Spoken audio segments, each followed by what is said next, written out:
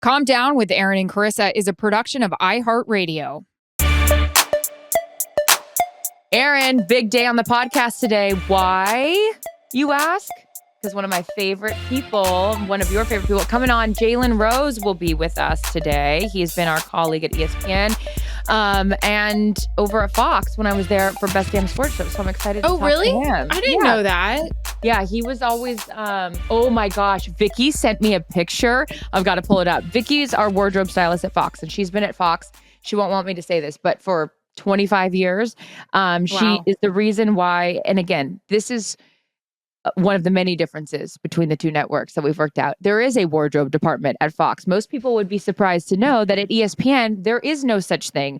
You don't get clothes there. You had to buy your own clothes. I remember when Randy Moss left Fox and he went over to ESPN, he goes, CT, where's the wardrobe department? I go, there ain't none. Sorry, kid. Good luck with all that. So anyways, but So how we dressed at ESPN, you can blame us because no one dressed us.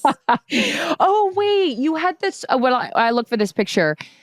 Bobby Bowden passing away. Oh my God. I got really upset. I saw, and again, I say this lovingly because you did a flashback video when you were interviewing him, which was such a classic interview, but it was the silk tops that we all wore in like some jewel tone that really, was popped on camera, but I had to laugh all of it. But the not laughing part was how sweet he was and how iconic. And for that university, he was the head coach of the Florida State Seminoles for 20 years. I mean, I don't know what his tenure was there, but what a great interview. Can you recap it for people that didn't see it? First of all, when I put that interview up, somebody wrote on there, this should have been part of the Calm Down podcast where you talked about, all your different outfits.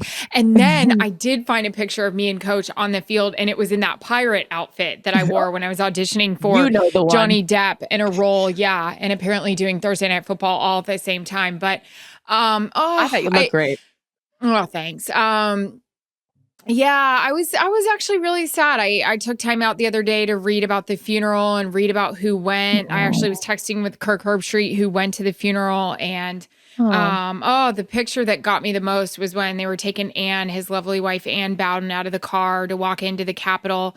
I don't know if this is accurate. I may be misquoting this. I think my dad said he's the first non-politician to have his casket at the Capitol in Tallahassee. Seems fitting. And then the other picture, man, I put it up on my Instagram, really got me, was his hat he always wore. And it was in the Florida State Cemetery where they put like all the teams they have beaten. And I was just like, wow, that got me. Yeah. A lot, so much because obviously I went to the rival school and he's such a fixture in the state I grew up in and went to college. But I was telling Jared, I probably did like 14, 15 Florida State games with that man over my 8-year career. So, what was he like? What like? a beauty, what a gem. Oh God, he was exactly the same. Yeah. Yeah, I mean, that clip I posted on my Instagram, I think what went into it, first of all, I was brave. You'd never be allowed to do that. I was following him. He was having words with the official, and I stuck my microphone right in there. I mean, that girl had no fear. She was ready to go. She didn't care. That was cute. I miss that girl, by the way. So I think what was happening was in the game before against Wake Forest, their offensive line had been penalized numerous amounts of time. I think it was a young offensive line because in my little voice, I was like, what are you going to tell those young guys? And he's like, what am I going to tell them? And I was like, yeah, what are you going to tell them? How are you going to fix it? And he was like, we got to pray. You got to pray. And what do you say to that? Bobby Bowden's got to tell you, what is he going to tell his offensive line? They've got to start praying to stop committing penalties. And I just started cracking up. And Chris Fowler was amazing as always, saying, lean on a higher power. And then you go to Reese and Lou Holtz and Mark May. Those were some good days, by the way. I love college football, but gosh darn it, dadgummit, in the words of Bobby Bowden, that's when college football was a freaking time. Oh God, I miss those days. It was just cute and innocent. It was fun. I never got to cover an SEC game working for the Big Ten Network, but it is, look, and even what's happening now, we're talking about a realignment with the Pac-12, the Big Ten, and the ACC to even combat the powerhouse that is the SEC. It speaks volumes that conference is just what they have been now, decade in and out. a decade in and out, good English, but over time. But you were so cute in that interview. And it's interesting. I tried to mute because we got a freaking weed whacker going on out here apparently at the neighbor's I can't hear house. it. You're great. Oh, okay, good. Well, it must be the microphone. Thanks, Kurt. But you were saying that you love that girl. When I watched that clip on your Instagram, that was ballsy to throw a microphone in a conversation with a head coach and an official. But good for you. I mean, when you think about, and look, no, by the way, always ask forgiveness, not permission. What are they going to do in that moment? By the way, he didn't tell you to take that microphone back. No one did. And to ESPN's credit, like airing that. But they didn't say anything bad. I mean, think about, there's a lot of different It's Bobby things. Bowden. It's Bobby Bowden. He's not. Yeah. And then it was so cute because he said to the official, he goes, or are you going to give the other team a penalty? Oh, penalties every time. And he goes, Coach, your line has been, been penal, or you guys are committing penalties. And he goes, oh, I've never seen that before. Like now it's like mother blah, blah, blah. Like I love the shots. If you ever see me on the sidelines, like if I'm right by a coach while they're speaking to an official, or there's this unbelievable shot, which breaks my heart, of the play in the Rams Saints NFC championship, and the play that wasn't called on the secondary, or that was, or what happened? Wasn't. Oh, wasn't. Was not. Right? Was not. Yeah. Sorry, the Rams player. Yeah, was all over. And Sean Payton is just going berserk. And I am just like, my mouth is wide open, like, oh my God. And yeah, that was just, you get right in there. But oh, God bless Coach Bowden. Loved him so much. And that's me be a Florida Gator. And I texted Kirk because I saw something on Twitter where he said it was the Florida State band played at the Memorial, and Kurt said it was the first time I've heard a marching band play in like how many years or how many months. And I just said, did you go? And he's like, I had to. And I was horrible story, but I started thinking of the funerals that I probably would like to attend. Like, when we start losing the coaches we've covered, really morbid thoughts I'm having while I'm shaving my legs. But yeah. And I was hoping Coach Spurrier went. I don't know if he went. I want to text him. I hope he went. But Coach Bowden was a dream, man. He was, God, that Florida State team with Peter Warwick. God, they were good. Frickin' A. They were so Warwick good. Done. Warwick Dunn, Angel, love him. Dion was a Seminole. He sure was. Without staying in the sad realm, when we mentioned funerals, I'd be remiss because I've mentioned him. You actually asked me when we had one of our episodes and we were talking about how I got into hockey, and I said the producer that hired me at the Big Ten Network, he went over to Versus, which is now no longer in existence as a hockey platform. It became NBC Sports. His name was Leon Schweier, and it's going to make me cry. He passed away a couple of days ago, but he gave me my start in football and hockey. Aww. Anyways, Leon, I'll never forget this. When I changed my hair from blonde to black, it was well documented on Deadspin's. She's on a suicidal path to Frumpyville. That was the headline. God loved Deadspin. They did so much for people's good thing we have so much confidence, though. Didn't bother me. I was like, no, whatever, we'll just go back to blonde. Fuck them. Fuck them. So fuck Deadspin. Right?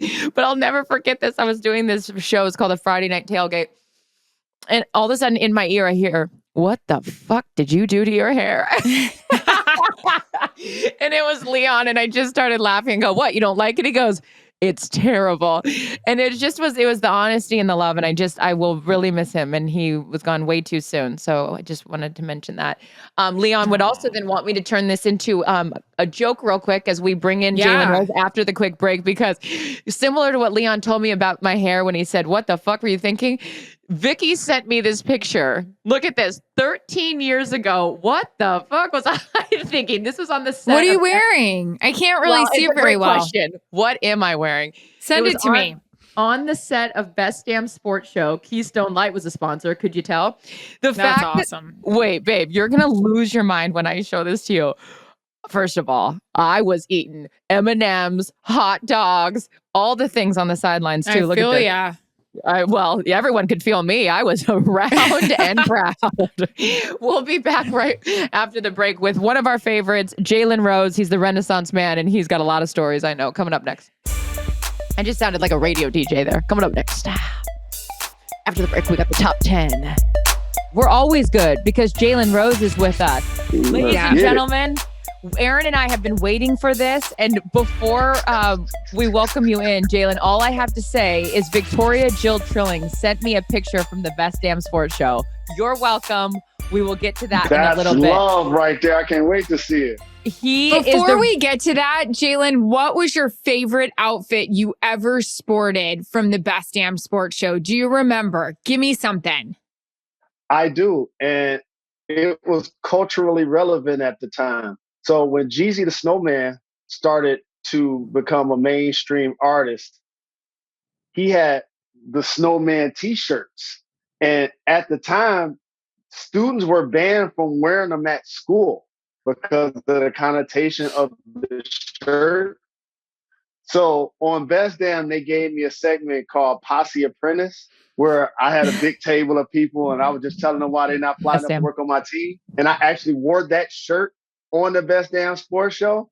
And that was something for neighborhood legend. Trust me. I'll never have to buy a 40 ounce in a hood again. Hey, give me a Colt 45 any day. You know what I mean? We won't. John Ritchie and I used to get a Colt 45 and put grape soda in it. Yes, you're welcome. I know, but hey, it was a thing. It was a thing. You guys, he's Jalen Rose. He's the Renaissance man. He's got stories for days, but we only have him for a little bit because that bucket hat is going to get out in the streets in Miami very quickly. So we like to take advantage of the time that Jalen gives us. Jalen, of course, has worked with both of us in respective places. ESPN, we all worked together at ESPN, even though it wasn't corresponding times, and of course at Fox. Jalen, you do it all. And before you came on, Erin and I were talking about what we wanted to talk to you about and all this kind of stuff. So let's just jump right in it. You do so many things, right? From covering the NBA to Jalen and Jacoby, to your podcast, to all your other philanthropic endeavors, your family. Is there that thing, that wish list thing on your to-do list that you still want to do? What kind of a platform or show or anything that you still want to do? I love both of you guys. Congratulations. And both of you guys appeared on the Renaissance Man, and I'm very gracious that you guys took the time to do that. I'll tell you something that I haven't told anyone. A lot of times you guys could appreciate this. There's so many opportunities that we may consider, or people may pitch us, or ideas that people may have for us.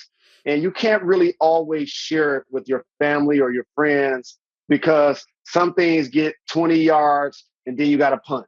Some things get 60 yards and you got to punt. So it never happens. So you find yourself always telling people you're about to do something that never happens.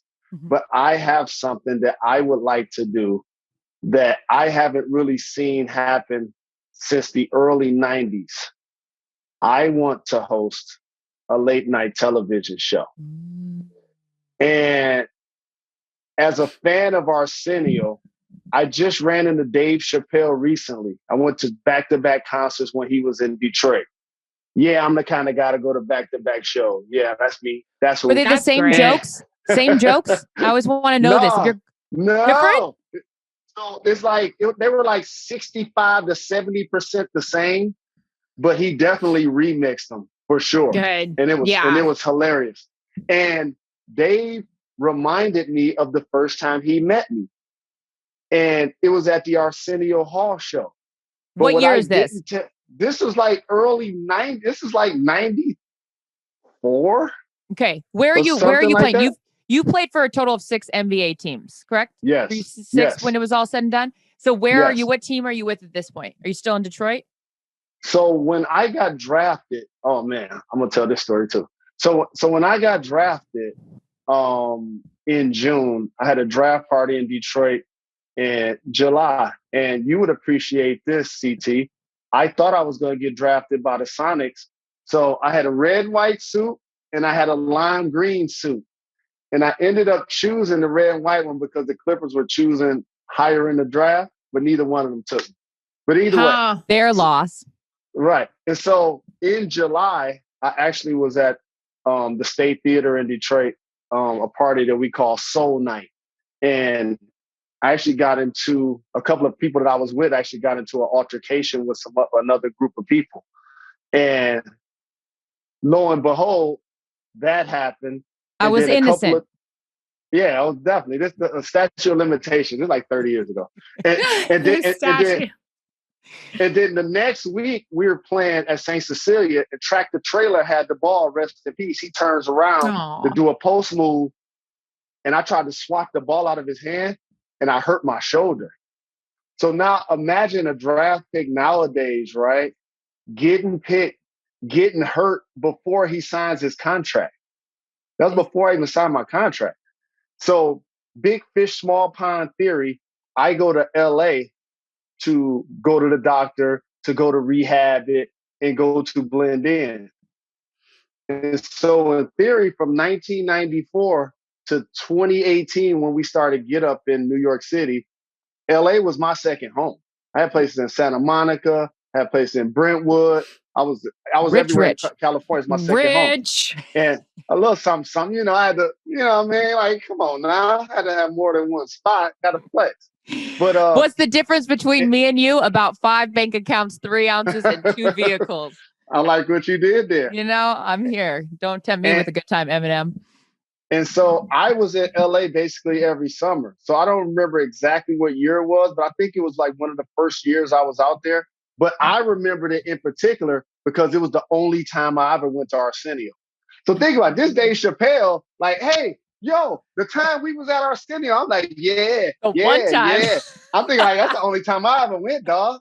I remember. You know what I'm saying? But anyway, since that period of time, there hasn't been an African-American person primarily hosting a late night television show. Why do you think that is? I think because people have to get used to allowing us that space for entertainment purposes. Trevor Noah does a good job, right? Love him. Right? He does a great job with that platform in the political space. But are you talking specifically in terms of entertainment and sports? Or do you want to go full gamut? As the Renaissance man, your bandwidth, you can talk about all those different things. And I'm sure it is important for you to do that. But are you trying to sell it as an entertainment sports show or everything? It would definitely be we entertainment. Need it all. Yes, ma'am. It would be current events. Yeah. Entertainment, sports, politics, fashion, whatever's happening that day. And I know the politics of, late night TV and, trying to keep the masses happy and trying to make sure that we secure sponsors. But it's been like 35, 40 years since a Black person been on late night television. And shout to Trevor Noah, who's doing a great job. I love the show. And Jimmy Kimmel, who was just out a couple of weeks. I appreciate him allowing Arsenio and Anthony Anderson and all of those people host his show while he was out. And I can't lie. I was sitting back thinking like, man, that's my idea right there. Yeah. That's my idea. And so that's the one thing I think I would love to have an opportunity to do, because just taking Renaissance, man, as you guys know, I've interviewed both of you guys. I've interviewed Mark Cuban. I've interviewed Big Sean, Said the Entertainer, Gabrielle Union. Like the list goes on and on and on of the people that I continue to interview. That's what I would want the late night show to be about. Yeah. I love it. I was going to ask you guys about your younger days with Best Damn, because I wasn't fortunate enough to do that. I was busting my ass on the college football sidelines, So I was actually she was tracking Bobby Bowden down. Yeah, Rest in peace. They're just the stories from everybody that got to take part in Best Damn. What do you miss the most about a show like that maybe TV is missing? I mean, Jalen, I have my answer. You're our guest. You tell her what you miss that you're maybe trying to bring back. Yeah. Well, first off, like the camaraderie and the unique talents that we have and the creativity. Yeah. Like so many times in multimedia, the creativity gets stymied for ratings or for hype or for right now, and not necessarily like investing in, doing things that the audience doesn't necessarily see coming. I always love that about Best Damn and that opportunity. But here's another thing. Jason Williams of the Nets was a current player, and he was working for NBC. John Sally was a retired player from the NBA, and he was working for Best Damn. Yeah. And you guys ready for this? Yeah. Since John Sally and me working on the Best Damn, and then me doing Numbers Never Lie in like 2011. Shout out. Where's Michael Smith? What's he doing? No doubt. Michael? Shout out Michael Smith. No doubt. Brother from another. That's what I got brought to ESPN to do, was to host Numbers Never Lie. I said the only thing that doesn't lie is our ratings. This shit's about to get canceled. There's a number that tells the truth. That show is so bad. They said, hey, you, light-skinned girl, get out of here. We're going to bring Jamel and Michael in here and really get some ratings. And I was like, fine, I'll go to SportsNation. No problem. Oh man, shout out to Colin. Shout out to Colin. Exactly. Yeah. And so where was I going? You were so you were saying the difference between Oh yeah, and so here's what I realized about the game. I'm the only former basketball player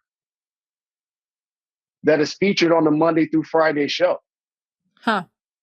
And it's been like that for like almost 20 years. Wow. Because what ends up happening is, in America, people automatically assume, because of the ratings of football and the popularity of the sport, that we're going to get a former football player. So look at the landscape of the game.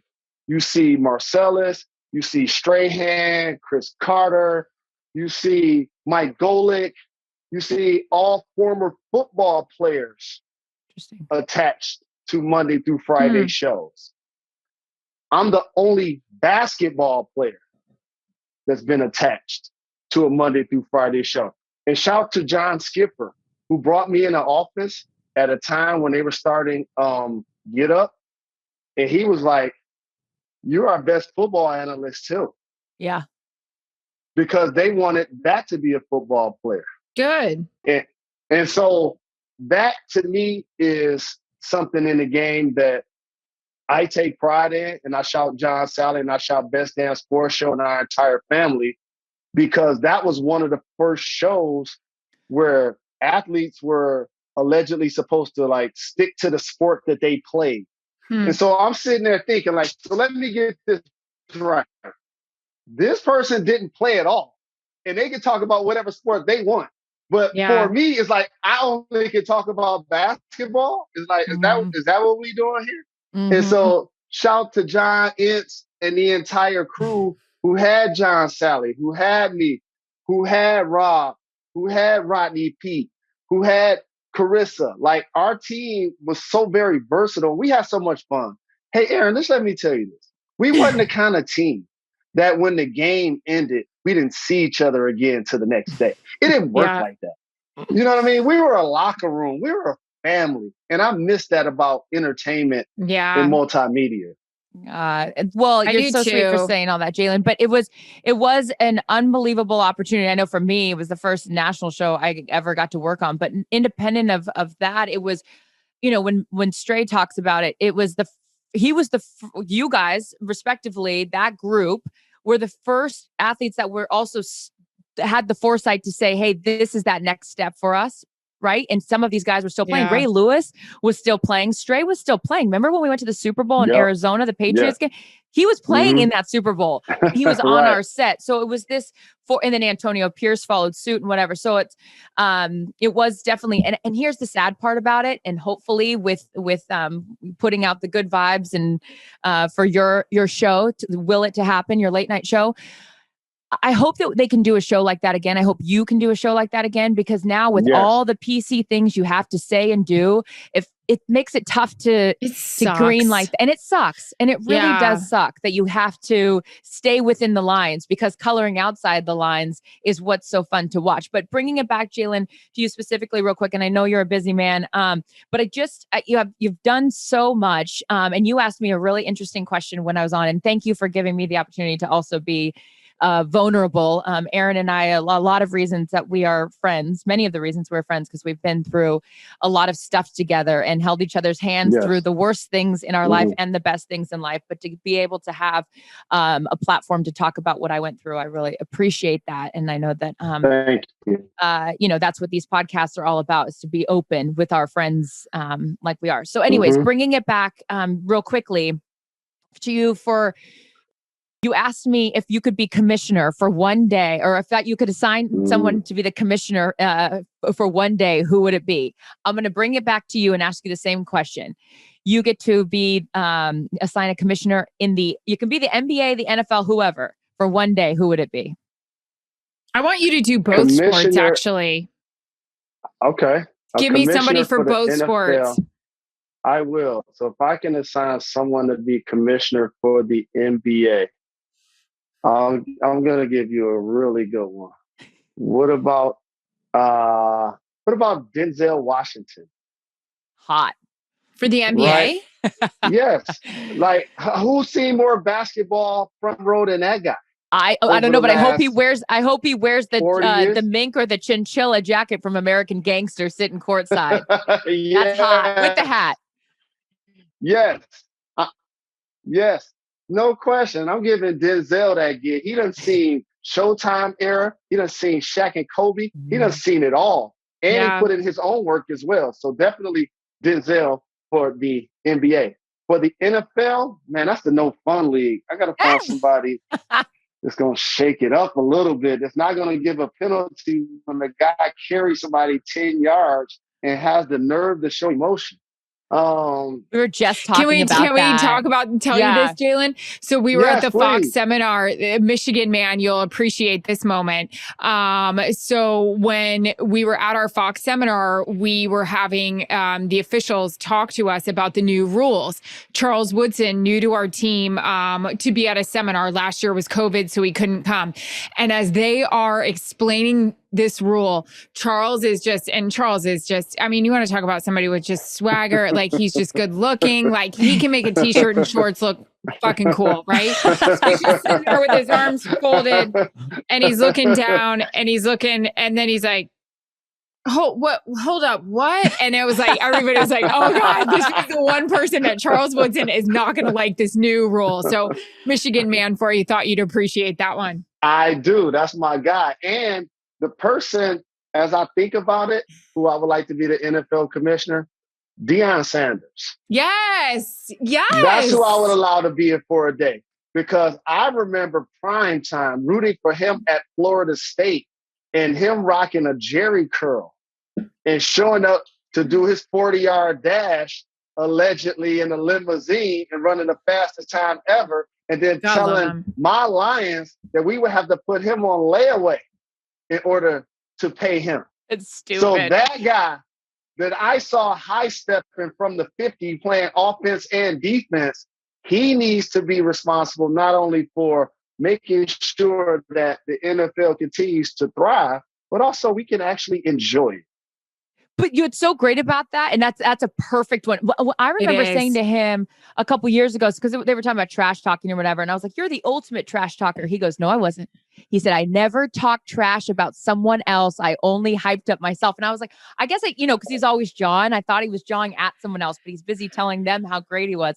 But this cat, I mean, it's unbelievable to me, him and Bo, right? And, being a professional athlete, the demands of what it takes to have success in one sport, but then to have success in two. And I even look at like a guy like Dave Winfield. This guy could have played three. Like it's unbelievable, right? The athleticism. But to think about what Deion did, go play in an NFL game, helicopter to the World Series. Like what? Like it's just I just love, anytime in Erin and another thing we have in common, like even talking about this stuff, like jacks me up.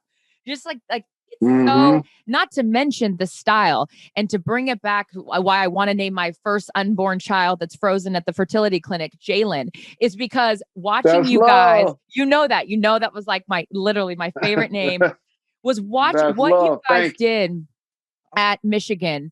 The clothing, the big shorts change, the black socks. I mean, we've all seen the documentary, the Fab Five. I mean, do you still... I'm sure you do get people talking about how you change, the cultural aspect of fashion in the game of basketball at such a young age. God, Jalen, the shots of you in the stands, by the way, during the tournament, I mean, I was screaming for your team just because of you. Like, I was like, come on. Like, this would mean so much to Jalen. Forget about all the alum. And I was wanting it for you. Our guy, the guy from UCLA, he shot us down. You gotta give him credit. Oh man, he was balling. But the beauty that I appreciate about being a member of the Fab Five, and shout to C Webb, who invited us to join him at his Hall of Fame induction. I can't. I plan on being Great. there. Oh, sweet. Yes, Yay. indeed. Yes, indeed.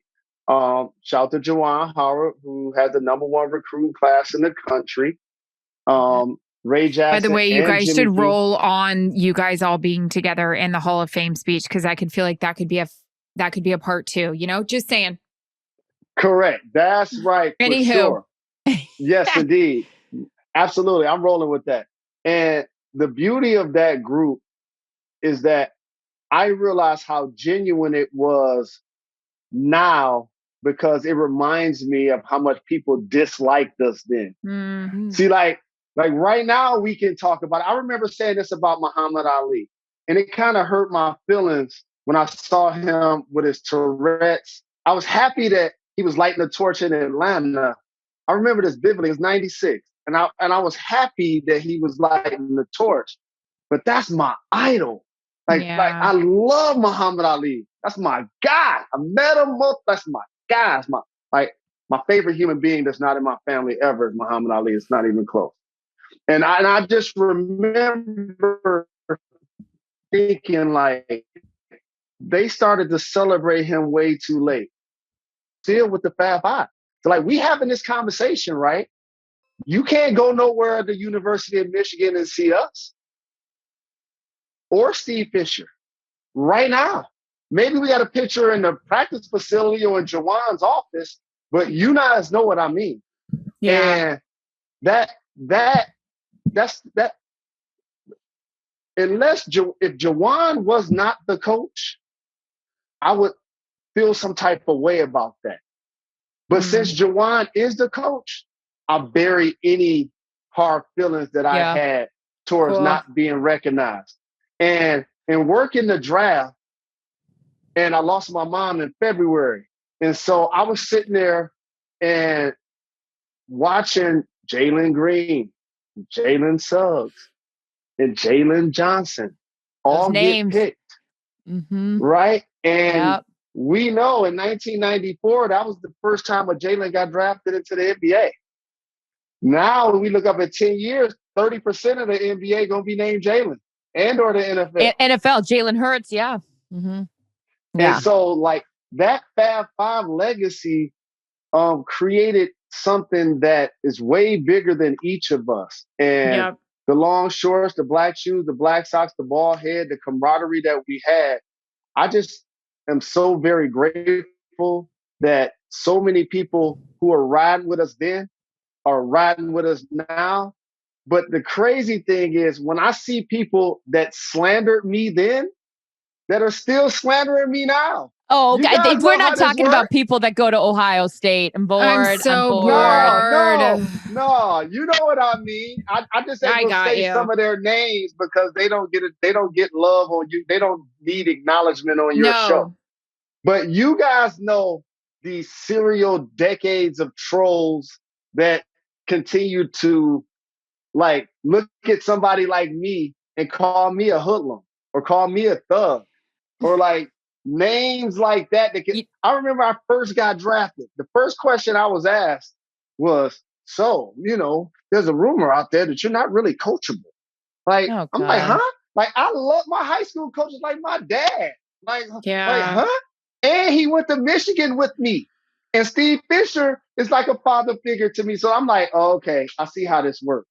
But again, I'm forever grateful to being a member of the Fab Five. And you brought up Bo Jackson and you brought up Dion. They inspired me. They inspired us. The Georgetown teams, the UNLV teams, meeting Gary Payton and Sean Kemp during the NCAA tournament, meeting Muhammad Ali during the NCAA tournament, going back to Magic City after we played in the NCAA tournament. What up, Magic City? Are we still producing talent? Doubt. Are we still producing talent? Yes. Or have we all moved to Miami? No. Okay. We'll just leave it right there. Atlanta's still making it happen. As who will, you know what I mean? Well, let's hope it's more than two. And not mine. You know what I'm saying? Like, seriously, Magic? I can't get on the menu? Like, seriously?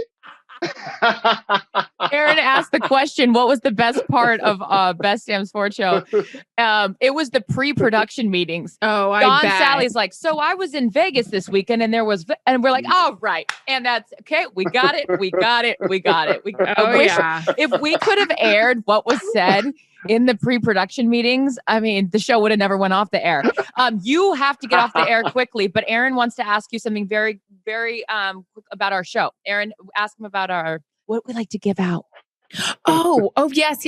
Okay. So our show is called Calm Down because we feel like just sometimes people just calm down, or we need to calm down with certain things that get us going. We had Kevin Hart on one time, and we had asked him, would you like to give out a Calm Down award? Who would it be? And he just said to people that take just everything so seriously. We had a guy, Brian Baumgartner from The Office, say people who jump up on planes to get their shit down before the door is even open. Just calm down. Jalen, who would you like to give a Calm Down award out to? It could be a group of people. It could be to yourself. It could be anything.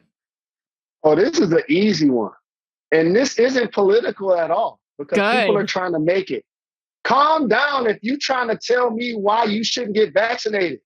That part. Newsflash. Getting vaccinated does not mean that you're immune from getting sick or feeling symptoms. It means that you're not going to go to the hospital and die. Mm-hmm. That's what it means. I remember a time where people were mad that you had to wear a seatbelt. Y'all remember those days? Like, I don't want to wear this seatbelt. People put it on their arm, put their arm through it. Like, I don't want to wear this. You know what I'm saying? What I got to put this thing on for? And then all of a sudden they start making vehicles to force you to do it, right?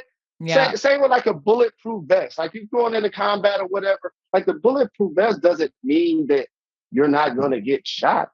After 9/11, remember we had to put all of our 3 ounces in a tray. Yes, correct. And so to everybody out there that feels like getting vaccinated is a political play, it's not. Okay. We need to get towards a herd immunity. Yeah. The Delta variant is real. And as the founder of a school, I've hosted a couple of vaccination shots for the community.